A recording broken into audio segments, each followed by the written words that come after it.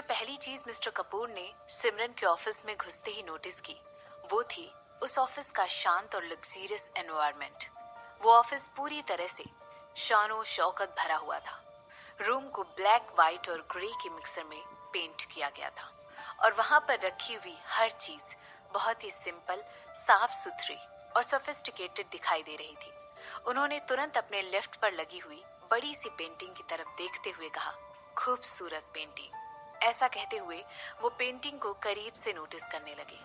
बैठ जाइए। सिमरन ने एक मुस्कुराहट के साथ मिस्टर कपूर को बैठने के लिए कहा। इसके रिस्पांस में मिस्टर कपूर ने सिमरन की ड्रेस के अपोजिट वाली सीट ले ली। इसके बाद सिमरन उनसे पूछने लगी, आप टी लेंगे या कॉफी? कॉफी, 1 चम्मच शक्कर के साथ, बिना क्रीम के, मिस्टर कपूर ने जवाब दिया। इसके रिस्पांस में सिमरन ने अपने ऑफिस के फोन से एक नंबर डायल करते हुए मिस्टर कपूर की मनचाही कॉफी ऑर्डर कर दी। इसके बाद वो अपने पिता की तरफ देखकर मुस्कुराने लगी। मुझे नहीं लगा था कि अपनी खुद की बेटी को देखना इतना ज्यादा मेहनत का काम होने वाला है। मुझे नहीं लगता तुमसे मिलना इतना मुश्किल हो जाएगा, मिस्टर कपूर ने कहा।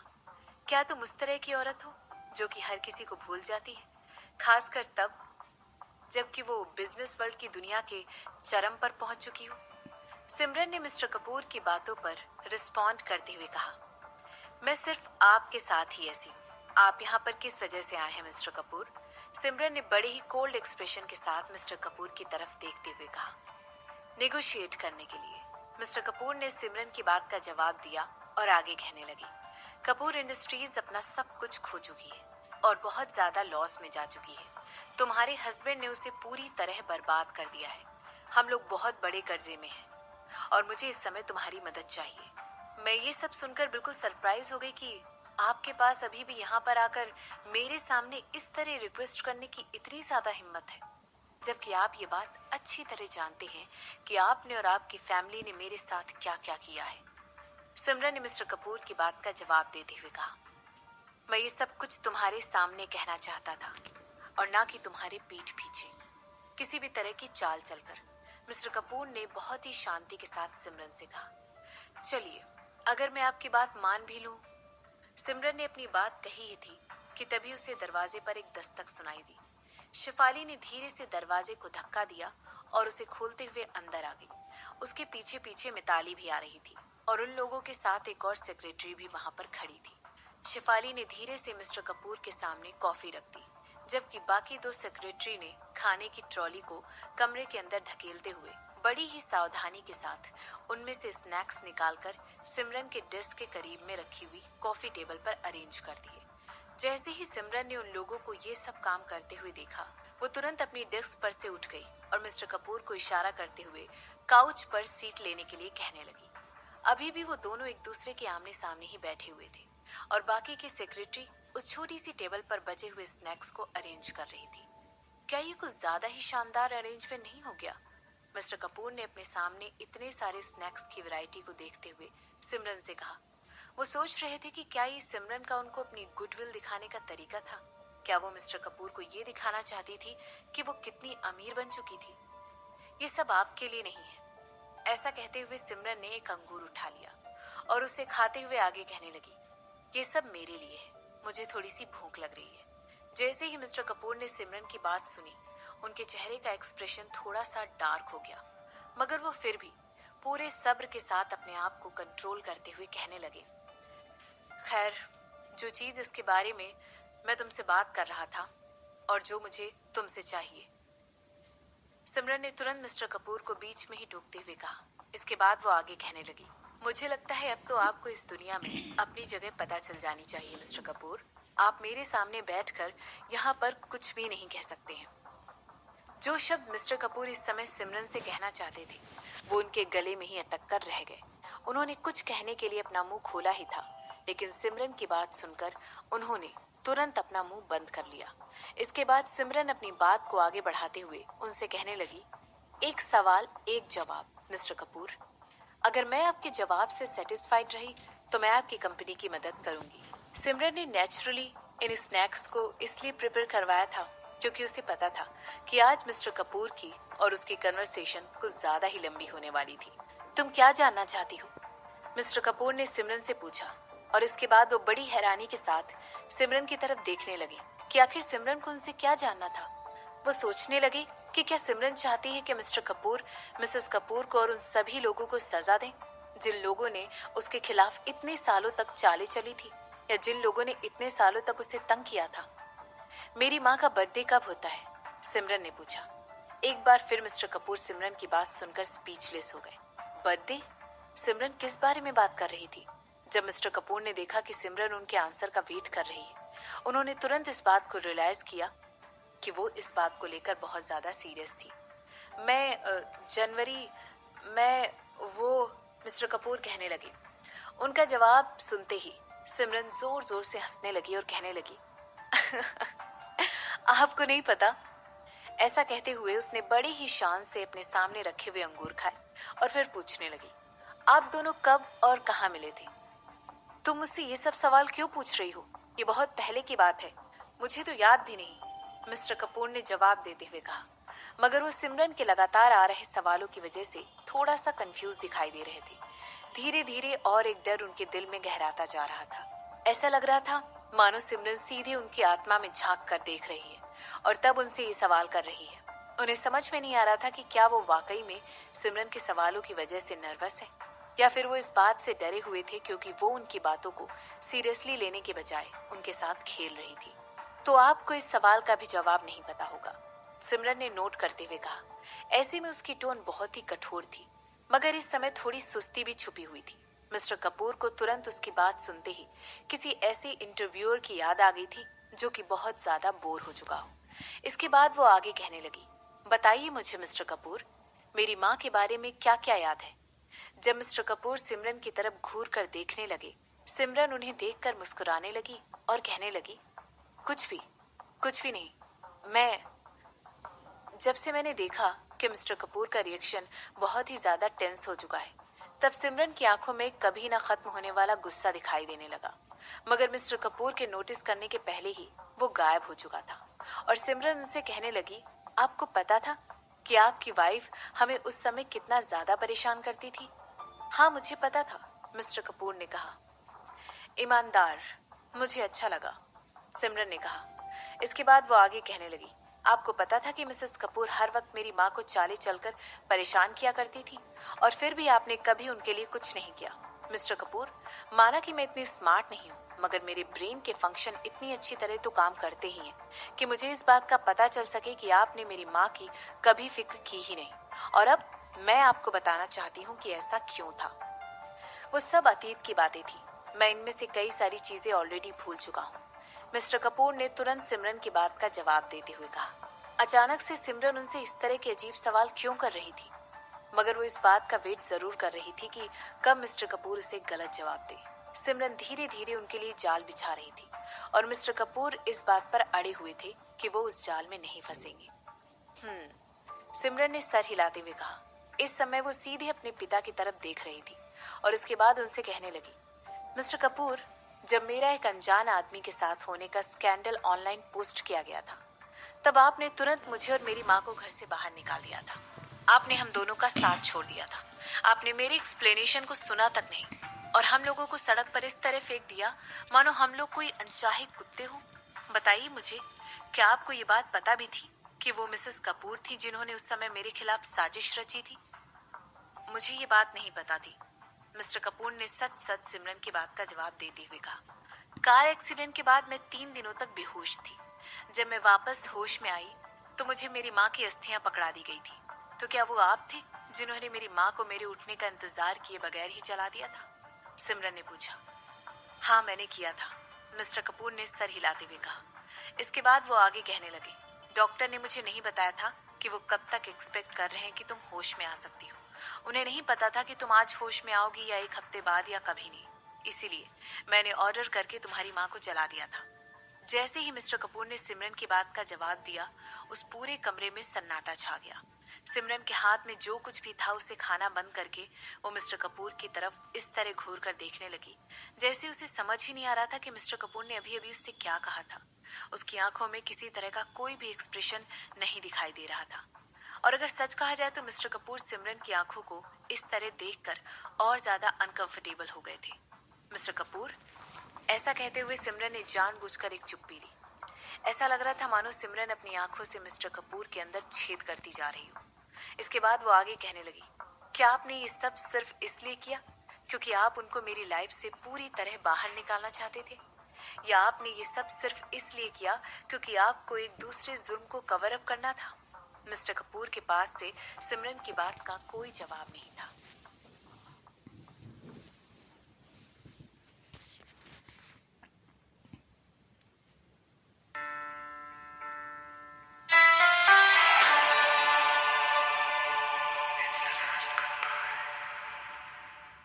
सिमरन की बात सुनकर मिस्टर कपूर की पूरी बॉडी वहीं की वहीं जम गई थी। वो सिमरन के सवाल को सुनकर पूरी तरह चौंक गए थे। उन्हें समझ नहीं आ रहा था कि उन्हें इस समय सिमरन की बात का क्या जवाब देना चाहिए था। वो अपनी बेटी की तरफ घूर कर देख रहे थे, या शायद वो अपने सामने खड़ी हुई औरत की तरफ देख रहे थे। हालांकि इस समय उनके चेहरे पर कोई भी एक्सप्रेशन नहीं था। बाहर से वो घूर कर सिमरन की तरफ देख रहे थे, लेकिन अंदर ही अंदर मिस्टर कपूर बहुत ही ज्यादा कन्फ्लिक्ट से गुजर रहे थे और कहने लगे, तुम किस तरह के जुर्म के बारे में बात कर रही हो?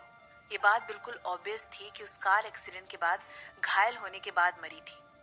ये एक शराब पीकर गाड़ी चलाने का केस था और अथॉरिटीज ने इसके सस्पेक्ट को अरेस्ट भी किया था। क्या सच में? सिमरन ने पूछा। वो बात ये है कि सिम्मी, तुम मुझसे ये सब चीजें अब क्यों पूछ रही हो? तुम 7 सालों से अपनी नानी के पास यहाँ से दूर रही हो। क्या तुमने इस दौरान कभी इस बारे में इन्वेस्टिगेट करने की कोशिश नहीं की? मिस्टर कपूर ने पूछा। नहीं मिस्टर कपूर, मैंने ऐसा कुछ नहीं किया। इतने सालों तक मैंने यही सोचा था कि वो मैं थी जिसकी वजह से मेरी माँ मर गई। मुझे लग रहा था कि मैं ही अपनी माँ की कातिल थी। टेक्निकली देखा जाए तो मैं ही वो वजह थी जिसकी वजह से वो एक्सीडेंट उस रात हुआ था, सिमरन ने कहा। तुम? इसके बाद सिमरन अपने पिता की तरह बड़े शांत भाव के साथ देखने लगी। वहां पर सिर्फ एक मछली पकड़ने नहीं आई थी, वो वहां पर मछलियों के पूरे झूठ को पकड़ने आई थी। और मिस्टर कपूर को इस बारे में इंफॉर्मेशन देना सिमरन के प्लान का ही एक हिस्सा था। इसके बाद वो मिस्टर कपूर से कहने लगी, मगर आपको इन सब के बारे में पहले से ही पता होगा, है ना? बिल्कुल भी नहीं, मेरे पास कुछ भी नहीं। मिस्टर कपूर अपनी बात पूरी तरह से कह भी नहीं पाए थे कि तभी सिमरन ने उन्हें बीच में ही रोकते हुए कहा, प्लीज मुझे बख्श दीजिए मिस्टर कपूर। मेरी माँ को आपने क्यों जलाया?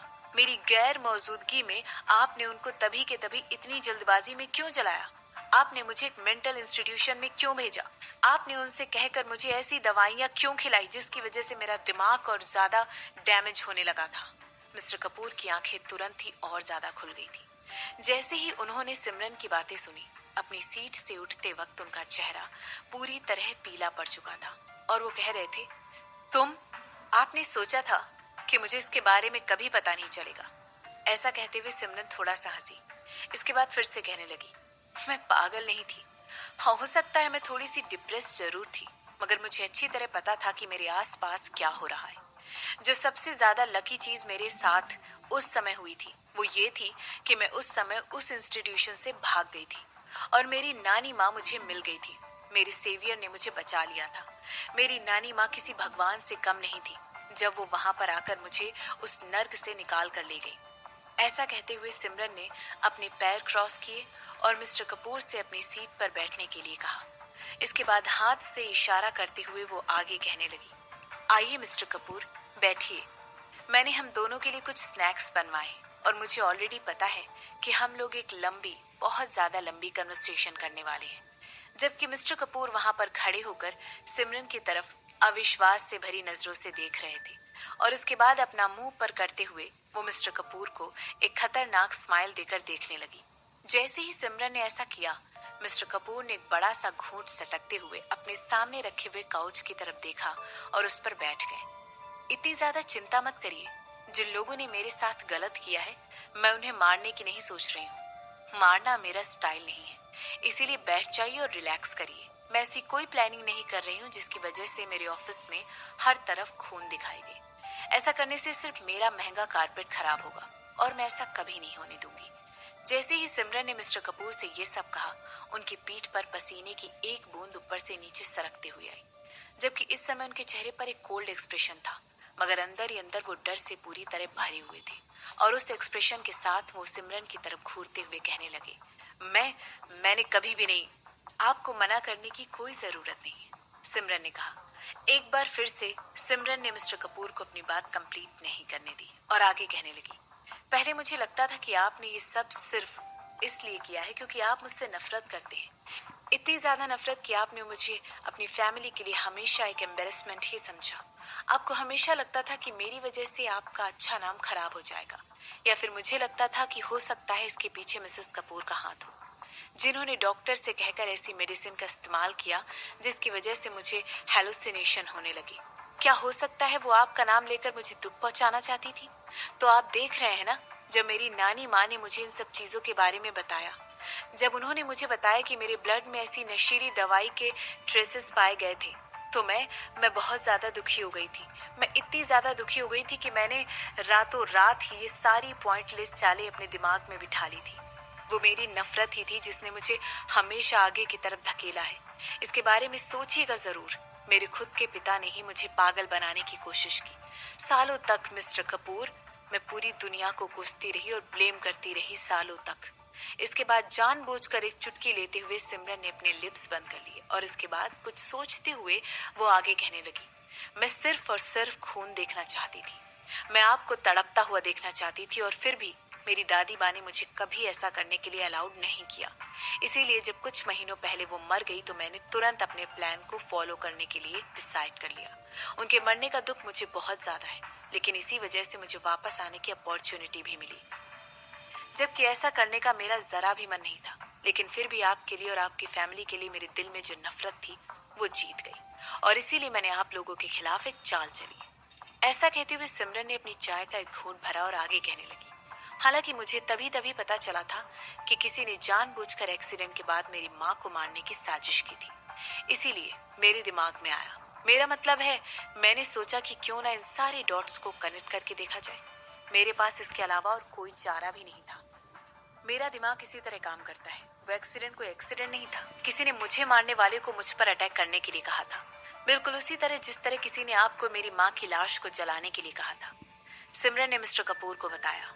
सिमरन ने उन्हें ये बात नहीं बताई कि उसे पहले से ही जानकी और राजवंशी फैमिली के बारे में पता था और उसी वक्त उसे ये भी पता था कि जिन लोगों ने ये सब अरेंज किया था उन्हें इस सब के बारे में ऑलरेडी पता था।